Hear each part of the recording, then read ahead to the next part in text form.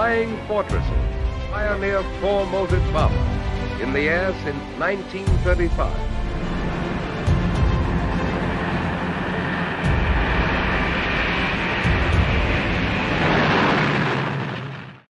So tell me a little bit about yourself and what you're doing. Well, my career is with the airlines. I went to work for the airlines in 1977 and retired in 2017 on the B-17 at Yankee Air Museum. I'm the B-17 chief pilot as well as FAA Examiner on the B-17, and I've been flying the B-17 for 19 years to various air shows. Awesome, wow. So how did you get into aviation? I just had a love for airplanes, like most of us, at a very young age. And so I wanted that to be my career, even though in the 1969 and 70, it was not a promising career. All airlines, pilots furloughed. But I said, I don't care what I fly.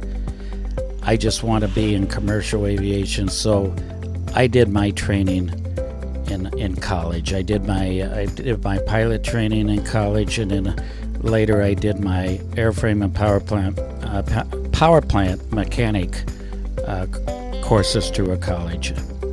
Awesome, wow. So how did you get into flying B-17s?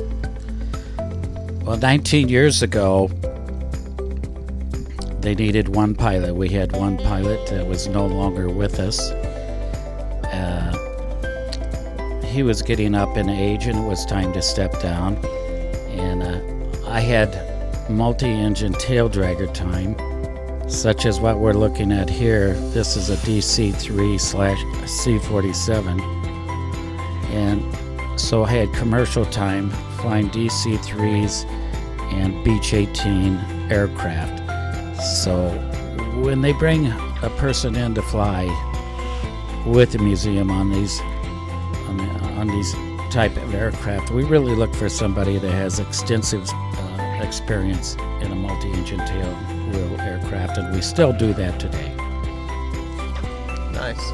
Yeah, so about the airplanes, so tell me about the B-17 that you fly. What's its history? Well, the B-17 that I fly is Yankee Lady. There are just a few B-17 that are flying, and all those B-17s came off the assembly line, were the last ones to come off the assembly line. We were, I think we were 12th or 13th from the last B-17.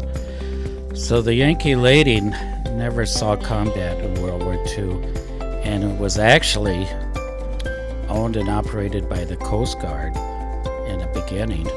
And they used the B-17 for iceberg control in the Atlantic. They used it for search and rescue missions. In fact, it had a 27-foot wooden boat on the bottom of this aircraft that they would drop into the ocean and attempt to make a rescue. Word has it, from what I was told, it really wasn't that successful, but it certainly looked pretty. Well, yeah, I was reading about the B-17, and there's only 40 left, less than 40. Well, flyable right now on the B-17, the number is probably 6. Oh, wow. But there are B-17s in various stages, rebuilds.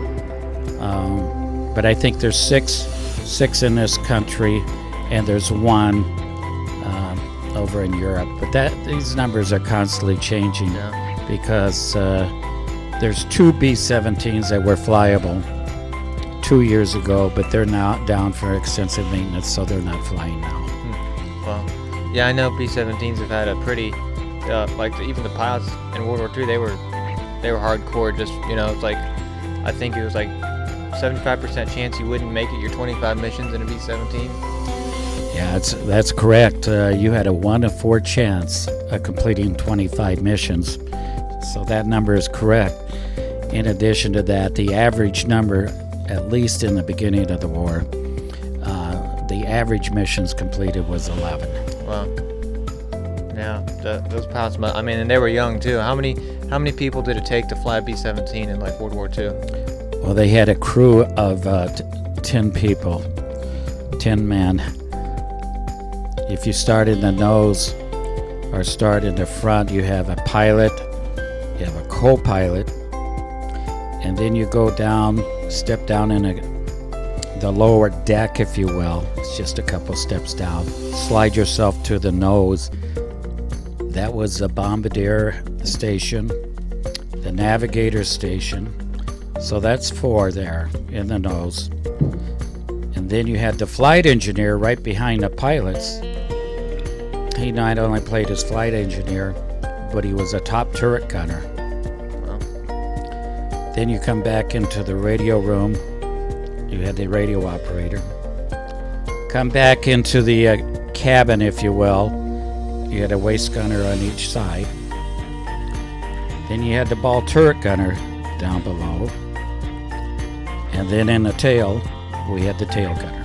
Wow. So what do you think was like the hardest position out of all those when you were flying long missions? A lot of people think that it's a ball turret gunner, but that's because of movies making it look. But probably the safest. There's no safe spot on the airplane, but a ball turret gunner is spherical shape, so there is a chance that a bullet, shrapnel, can ricochet. But probably one of the worst places to be is up in the nose, because they wanted to take out the pilots. They wanted to take out the navigator. They wanted to take out the bombardier. So they're coming head on at this aircraft, and those are going to be the first people that get hit. Wow. If they hit the pilots, the airplane's going to go down. Right, yeah. But the tail gunner was a dangerous spot to be as well. So what was like the most important role of the B-17 in World War II? I'm sorry?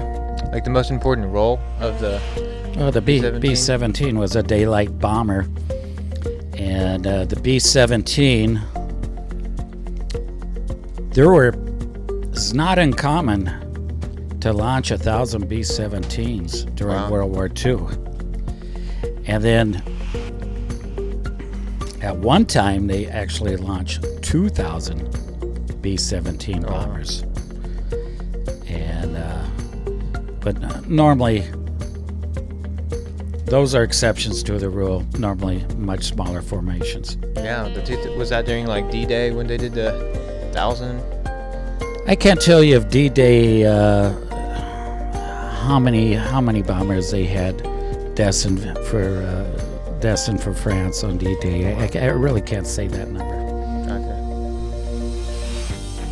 Cool. So yeah, last question. Like, if there's one thing you could say to young aviators just starting out or wanting to start out, what would it be?